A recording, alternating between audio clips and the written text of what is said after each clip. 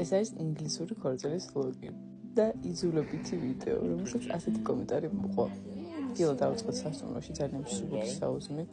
ჯვრის წერა იყო დაგეგმილი 12 საათზე, ჩვენი სასტუმროდან დაახლოებით 9 საათის გზაზე, ამიტომაც დავიწყე სამზადისი, გავაუთოვე კავა და ცხოვრებაში პირველად ვცადე ჩემს გამეკეთებინა სრული მაკიაჟი, რომელიც ყოველთვის არ დასრულდა ფიასკოთი. ყველაზე მეტად ჰაილაითერის და ბლაშის ნაწილი მაღლობდა, თუმცა მე შევძელი. მოვიდა ჩვენი ტაქსი და გავემართეთ ეკლესიისკენ. სხვადასხვა რორიმ ძალიან ბევრი კომპლიმენტი მიიღო ქუდის გამო. ეს ხალხი აჩერებდა უბრალოდ რა მაგარი ქუდიაო. ეს არის ჩვენი ბატონი სიძე. მოგწეს განრიგი, სადაც იყო დაწერილი სიმღერები, რომელიც უნდა გვემღერა და ასევე ლოცვები. რორიმ გადაწყვიტა კონსტანტინე და ელენეს ხატი ეჩუქებინა სიძე პატარძლისთვის. პატარძლს ქვია ელენე და ნეოს მისი გადაწყვეტილება იყო, რომელიც სხვადასხვა ძალიან მოეწონათ. იქამდე გავისეირნეთ, დავთვალეთ ეკლესია, რომელსაც საოცარი არქიტექტურა აქვს მართლა და ჩავედით სასაფლაოზე. სხვადასხვა ძალიან მიყვარს სასაფლაოებზე ყოფნა. ცუდად არ გამიგოთ, უბრალოდ რაღაცნაირად მიყვარს ხოლმე თვალიერება, წაკითხვა წარწერების და ასე შემდეგ. მე გადავიღე ეს ვიდეო, რომელიც ძალიან მომეწონა.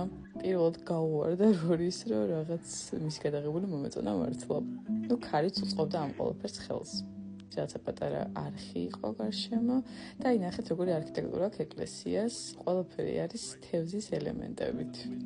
ზღვისპირა ქალაქია და ასე ძალიან სიმბოლური იყო, თან ახლა ზოგადად ვიცით, რომ ქრისტიანობაში თევზი ერთგვარი სიმბოლოა.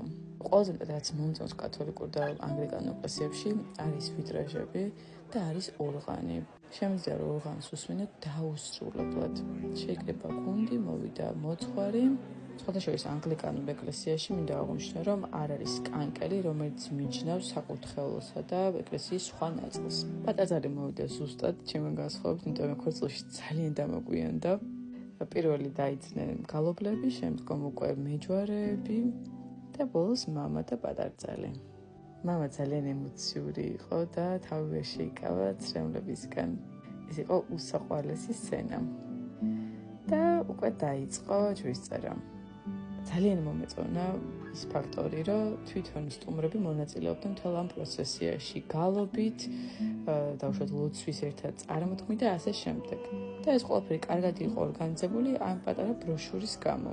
შემდგომ უკვე მეჯვარეებმა წარმოთქვეს პატარ-პატარა სიტყვა, ჩვენ ამასობაში უცებ-უცებ წარწერა გავუკეთეთ ჩვენ საჩუქარს.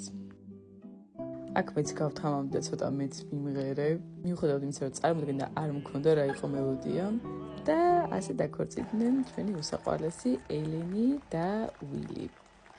ბოლო ნაწილი იყო ხელის მოწერა